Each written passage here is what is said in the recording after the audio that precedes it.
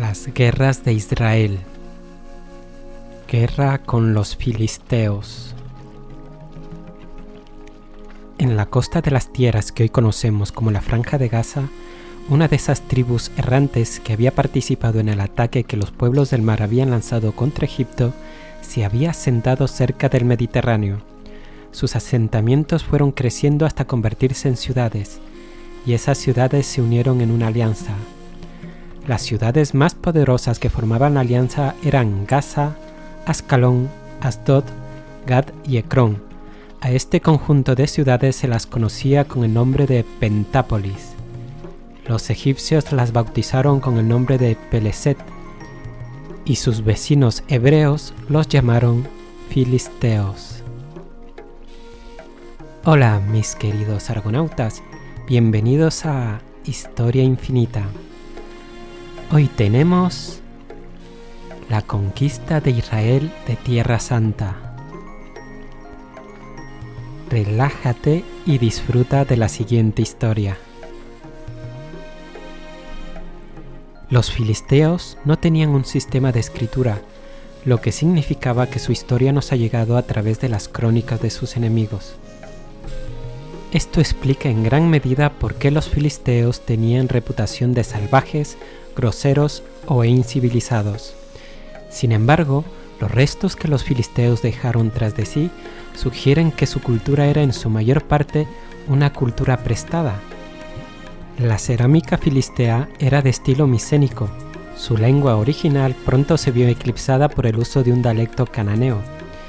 Incluso la fracasada invasión de Egipto contribuyó en algo a la mezcolanza filistea.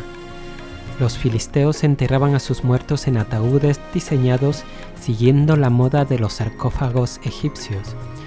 Estos falsos ataúdes egipcios se decoraban incluso con jeroglíficos y fueron pintados por gentes que habían visto los signos egipcios pero no tenían ninguna idea de su significado. Pese a su poderío, las ciudades de la Pentápolis no ejercían un dominio absoluto sobre la zona sur.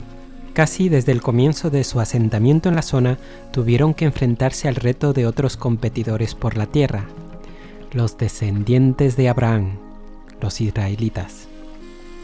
Tras abandonar Egipto, los hebreos desaparecieron durante varias décadas. Según sus crónicas, vagaron durante 40 años por el desierto, tiempo en el cual surgió una nueva generación. Estos años que históricamente resultan invisibles fueron cruciales desde un punto de vista teológico. El libro del Éxodo cuenta que Dios reunió a los hebreos alrededor del monte Sinaí y le dio los 10 mandamientos grabados en tabla de piedra. Los 10 mandamientos se convirtieron en la base de la identidad nacional hebrea y llevó al pueblo hebreo a reorganizarse políticamente.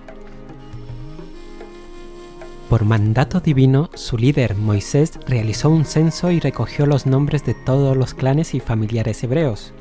Se dividieron en 12 tribus, cada una conocida por el nombre del bisnieto que tomaban como antepasado. La tribu de Judá era la más numerosa, con casi 75.000 hombres en edad de combatir. El reconocimiento formal de las 12 tribus era una etapa preparatoria para el siguiente paso. Moisés había muerto y Josué, su ayudante, se había convertido en su líder. Josué condujo a sus seguidores al este del Mar Muerto en su extremo norte, al otro lado del Jordán. A continuación, ordenó que todos los hombres hebreos adultos fueran circuncidados, puesto que durante los 40 años que habían vagado en el desierto, el ritual de la circuncisión se había dejado de hacer. Josué quería que sus hombres comprendieran la empresa que estaban a punto de realizar. La conquista de Canaán suponía el cumplimiento de la promesa hecha a Abraham, el primer judío que había sido el primero en circuncidar a sus hijos 600 años atrás. Su principal objetivo militar era Jericó, rodeado de una enorme muralla y torres de vigía.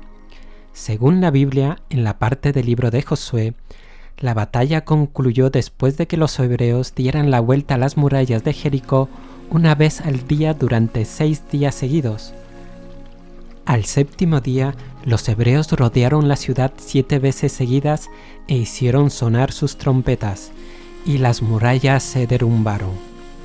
Los hebreos saltaron por encima de las murallas y destruyeron todo lo que encontraron a su paso, hombres, mujeres y niños, y luego la saquearon. Tras haber arrasado la ciudad, Josué la maldijo. Josué murió siendo un anciano tras una vida en constante movimiento.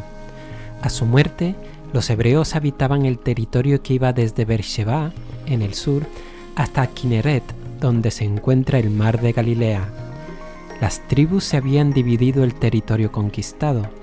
A Josué no le sucedió un rey, sino una serie de jueces profetas que transmitirían a las tribus hebreas, ahora la nación de Israel, las exigencias de Dios. Sin embargo, gran parte del territorio de Canaán permaneció sin conquistar. Para empezar, los filisteos gobernaban sobre el territorio que iba desde Ecrón hasta la costa mediterránea, y no estaban dispuestos a conceder territorio a los recién llegados. Durante la etapa en la que Israel estuvo gobernando por jueces, los israelitas se enfrentaron a los filisteos en varias batallas. La mitología hebrea registrada en la Biblia nos vendría a indicar un acontecimiento sobre estas batallas con la historia de Sansón, el más famoso de todos los jueces, un hombre dotado de una fuerza sobrenatural. Probablemente este líder existió y esa fuerza sobrenatural significaría que poseía una fuerza de voluntad y liderazgo fuertes. Lideraría ese territorio hacia el año 1050 a.C., es decir, coincidiendo con el tercer periodo intermedio de Egipto, el dominio arameo sobre Mesopotamia y el gobierno Zhou al este, en China. La historia cuenta que los filisteos seguían sin haber caído víctimas de alguna invasión. Sin embargo, los filisteos nunca fueron lo suficientemente fuertes para lanzar un ataque contra el poderoso Sansón. En lugar de eso, encargaron a una prostituta llamada Dalila para que lo traicionara. Esta mujer vivía en el valle de Sorek, en la frontera entre israelitas y filisteos. Una vez capturado, Sansón fue llevado por sus enemigos a Gaza, la ciudad más fuerte de la Pentápolis. Allí los filisteos lo exhibieron en público durante el festival dedicado a su dios, Dagón, el dios de la pesca, reflejo del origen de los filisteos como gentes marineras del Egeo.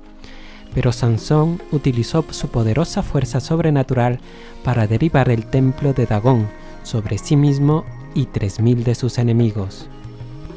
En la Biblia se relata lo siguiente: los muertos que mató al morir fueron más que los que había matado en vida. El significado de este relato nos indicaría que en las batallas que había entre filisteos e israelitas no había un ganador claro, siempre quedaban empatados. Los filisteos atacaban los pueblos israelitas y estos a su vez atacaban los pueblos de los filisteos, pero ninguno de los dos reinos triunfaba sobre el otro.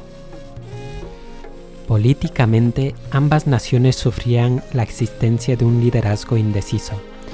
Ningún jefe filisteo podía congregar a los ejércitos de las 5 ciudades que conformaban la Pentápolis, y los jueces de Israel, a pesar de su autoridad teológica, tenían aún menos poder que los primeros.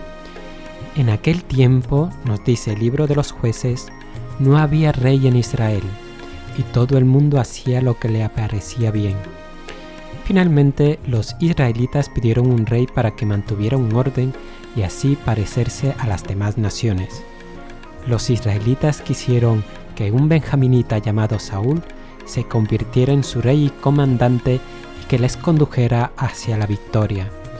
Saúl fue ungido como primer rey de Israel por el último de los jueces, un hombre anciano y agotado llamado Samuel, que consideraba que la idea de la monarquía era un error fatal. Él comentó lo siguiente: tomará a vuestros hijos y los destinará a sus carros y a sus caballos y los hará fabricar sus armas de guerra. Tomará a vuestras hijas para trabajar en palacio. Os hará labrar sus campos, tomará lo mejor de vuestras cosechas y viñas, el diezmo de vuestro grano y de vuestros rebaños, a los mejores de vuestros sirvientes y vuestro ganado. Ese día os lamentaréis por el rey que habéis elegido.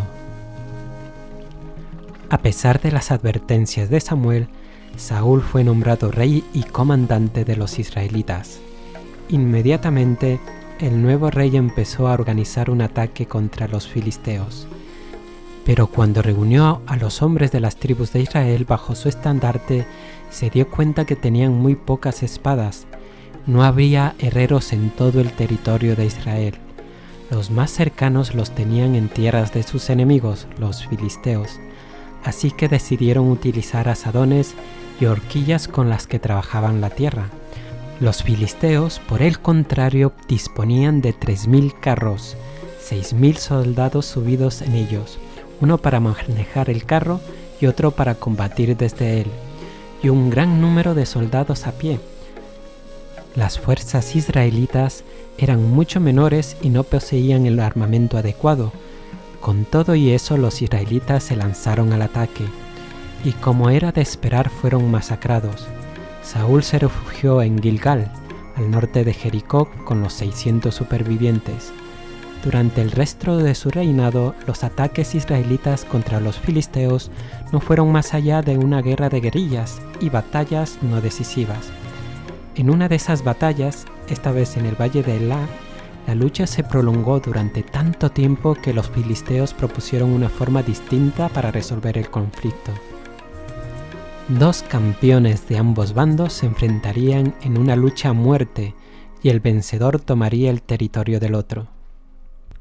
Los hebreos en sus crónicas relatan otro mito para explicar un acontecimiento importante. Recordad que los pueblos de estas zonas, desde los tiempos sumerios, relatan sus guerras y batallas en clave religiosa.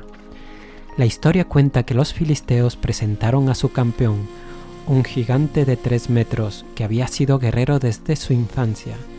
El reto lo tomó un pastorcillo joven llamado David, el cual tenía mucha fe en que el Dios hebreo Jehová iba a concederle la victoria y así ayudar a Israel a vencer a los filisteos. Finalmente, David derrotó a Goliat con una piedra lanzada con su honda. Viendo los filisteos que había muerto su campeón, huyeron. Los hombres de Israel y de Judá se levantaron y al grito de guerra persiguieron a los filisteos hasta la entrada del valle y hasta las puertas de Crón. Los cadáveres de los filisteos cubrían el camino. David se convirtió en un personaje tan célebre después de su victoria que Saúl decidió deshacerse de él por ser un posible competidor por el trono. Esta historia quizás nos relata que el rey David en sus batallas prefería utilizar habilidosas estrategias militares antes que el poder de la fuerza para ganar sus batallas, indicando así que el rey David era un estratega militar brillante. Tras la muerte de Saúl en una batalla contra los filisteos, David reclamó la corona para sí. David estaba decidido a unir a las 12 tribus no solo en una nación, sino en un único reino. Una de sus primeras medidas fue poner cerco a la ciudad de Jerusalén, que seguía sin ser conquistada bajo el control de los cananeos, a los que la Biblia da el nombre de Jebuseos. David conquistó Jerusalén haciendo que sus tropas entraran por los canales excavados en la roca. Después reconstruyó la ciudad destruida. Tras conseguir unificar las 12 tribus bajo su mandato, David comenzó a extender las fronteras de su reino. Se dirigió al sureste y derrotó a los edomitas. Venció a las tribus de Moab, al otro lado del Mar Muerto, y a las tribus de Amón, al otro lado del Jordán, y finalmente derrotó de forma decisiva a los filisteos. Este fue el fin del reino filisteo, cuya estancia en la cúspide del poder había durado poco más de un siglo. Con el rey David, los israelitas derrotarían a uno de sus grandes enemigos y conquistarían Jerusalén. Mis queridos argonautas, eso es todo por hoy. Si te ha gustado el vídeo, no olvides suscribirte, darle a me gusta y a la campanilla para que te lleguen las notificaciones. Un abrazo y nos vemos en el próximo vídeo.